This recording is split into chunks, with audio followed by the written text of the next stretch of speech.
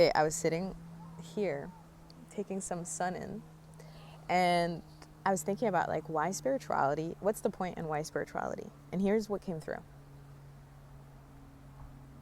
The universe wants to give us everything because we are everything. We are a part of the universe. So the universe at all points wants to give us everything. And if it gave us everything and we hadn't forgotten, because if you know, you know, but once we're put on earth, we are completely absolved of any memory from this, like from the knowledge that we are the creator, that we are everything, that we can manifest anything that we want whenever we want. And so we come into this really dark world to remember our light again, right? To remember everything that we are, to remember how powerful and how, and it's a daily fucking process. It's not like, oh, today I have the knowledge and tomorrow I know that I'm God. It's a daily process of everything that happens in life, anything that's happening to you, anything that's coming at you. It's how can I just observe what's happening, not attached to the story. And like Kabbalah says, pause, welcome the experience by saying, what a pleasure. Like, what a pleasure that I've paused enough to be able to understand that this moment is not trying to tear me down, it's trying to transform me, right? In some way, it's trying to return the light into me. And so if we come from this understanding and we know this, we know that like there is an infinite amount of light that we're coming back to, that we're trying to remember, that we are slowly every day, by understanding that the things that are happening to us are not happening to us, they're happening for us, they're happening for that transformation to just keep happening. One, you realize it's a game, but two, you realize that no matter who you are in life, the whole idea is how can you stay so neutral to what is going on in your life and who you are? How can you at all points come back to this point of neutrality, not attaching yourself to the identity of what you are, not attaching yourself to the stories of what you are, but always coming back to this point of neutrality of like everything is just happening as it's meant to. Everything is just happening perfectly.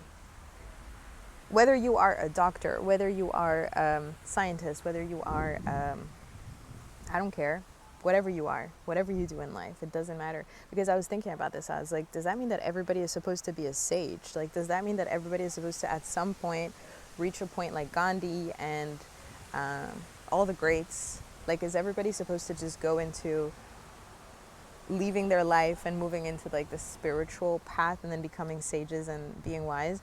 And I was like, no.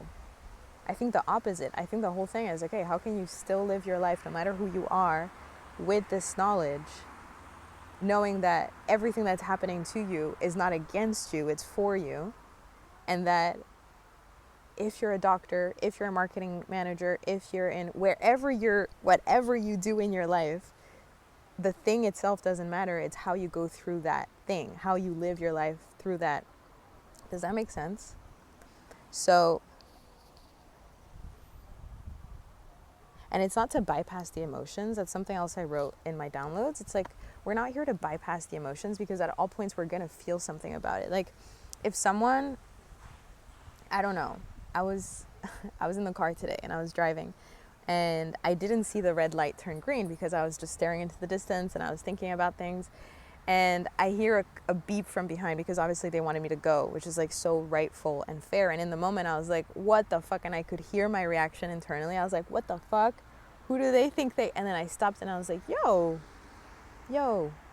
why? Why am I getting disturbed by this? Why am I allowing this to like enter my vessel and ruin my inner peace? And I came back again to this Kabbalah notion of like, pause. Okay, pause. What a pleasure. What a pleasure that I became aware that I was about to be extremely reactive to something that really doesn't matter. And instead of getting mad, the car actually drove by me. And in my head, I was like, I'm sending you so much light and I'm thanking you for this moment. Like, thank you. I didn't have to be reactive, but I still felt my emotions. I was in fear, obviously a little bit anxious, because when you hear that fucking beep, beep, beep, I don't know if you heard it right now. They just beeped. When you hear it, it's a little bit alarm. It's a little bit scary. It's like your body, like, perks up. And in that moment, I was like, hey, it's okay. Pause. What a pleasure. What a pleasure that this moment happened the way it happened. And another thing that came through with that is just accept life as it is, as it's happening. I think as you move deeper and deeper into spirituality, you realize that the journey doesn't get any simpler, because something I've understood on my own spiritual path is that the more aware I've become of things, myself, the universe, etc., the louder the inner voice is going to get. It's almost like the higher you rise, the higher your inner voice is going to rise. And that's almost like the demon to tame. And I really love that Kabbalah gives it the name Satan. Satan is like the devil. And obviously you can give it whatever name you want. In The Untethered Soul, he calls it the inner roommate. You always have this voice that's talking to you, and it's always going to be narrating your story from a very negative lens, and it's always going to try to get you to react to things. It's always going to try to get some sort of reaction in you, whether it's anger, anxiety, fear, shame. But your job is to notice Satan, is to notice that voice at all times. Pause, say, what a pleasure. Why do you say what a pleasure? Why do the Kabbalists say what a pleasure? Because they're basically almost like in reverence of them pausing in the moment and realizing that they realized that there was going to be a reaction that didn't need to be there. So what a pleasure that I am able to see this moment for what it is. And what is here that is asking for me to transform into? Maybe that moment in the car was like, hey, how can we bring a bit more focus? Why aren't we bringing a little bit more focus as we drive? Why aren't we a little bit more centered?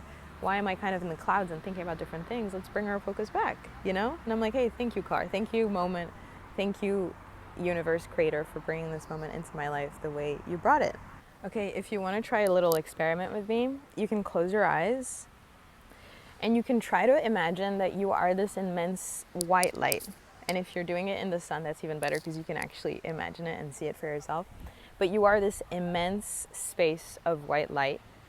And when you were brought to earth, you were almost like there was like an obstacle course that was created in your light. It's almost like the bowling balls were put in your path, right? In all your light. Your goal literally on this planet is, at every moment, whenever there's an obstacle that comes your way, is to realize that that obstacle is there for you to become aware of it, so you can remove it, so you can transform and become more light. So it's almost like every moment that happens to you is going to be like a ball knocking down that little bowling thing. You're going to become aware that you have even that bowling thing to start with, and it's going to be an amazing moment for you to say, holy shit, thank you for showing me this moment. Thank you for showing me that I have this little bowling ball in my light. I'm now ready to release it so that I can make space for more light in myself. And the more light you have, the more of yourself you become, because you start removing all these little obstacles inside yourself and all these little programs and beliefs and whatever it is that comes up in the moment. The easier it becomes to spot them when they come up, because you are just so free, not free, but so unencumbered. So the moment they come up, you see them. And I always say, don't force yourself to look for them. They're just going to come up on a day-to-day basis. They're going to come up wherever. People are always like, oh my God, do you sit all day and just think about like all your shadows and all your blocks? And I'm like, no, you just have to live life. Like literally just being in the car, I was faced with one, you know?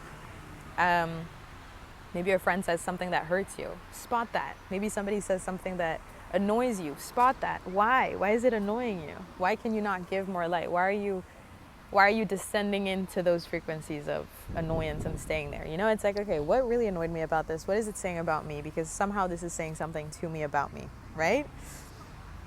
And I don't know. I felt like sharing this.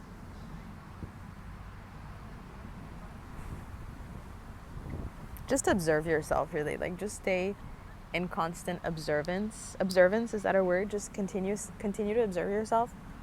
And know that life just becomes so much more fulfilling because the stories aren't so real, and everything just becomes lighter because you realize that everything is really just a game. Like, everything is really just a game, and nothing has to be that serious. It doesn't matter if you still haven't bought a house, if you still haven't bought a car. It doesn't matter if according to the game, you were supposed to be somewhere way further than where you are right now. It's like, let all that go. Like, none of that actually matters. Your soul is right on time. You are right on time wherever you are. And if you weren't, and if you were supposed to be somewhere else, you would know. Your soul would tell you. You would feel frustrated about your life. You would feel in dissonance with whatever you're living. So trust that at all points, you are right where you're meant to be. And if you have been hearing the call to change or to shift, or something just doesn't feel right, listen to that. Do something about it. Take some time to be like, okay, maybe I need to start saving so that I can leave my job, or maybe I need to start creating certain changes in my life so that I can, whatever is your situation, okay? Because you're right where you're meant to be. And the universe is constantly talking to you. Your soul is constantly talking to you. It's all about, can you hear the call? Can you hear it? Can you hear it try to tell you what it wants you to do? Okay, I'm done. Enjoy.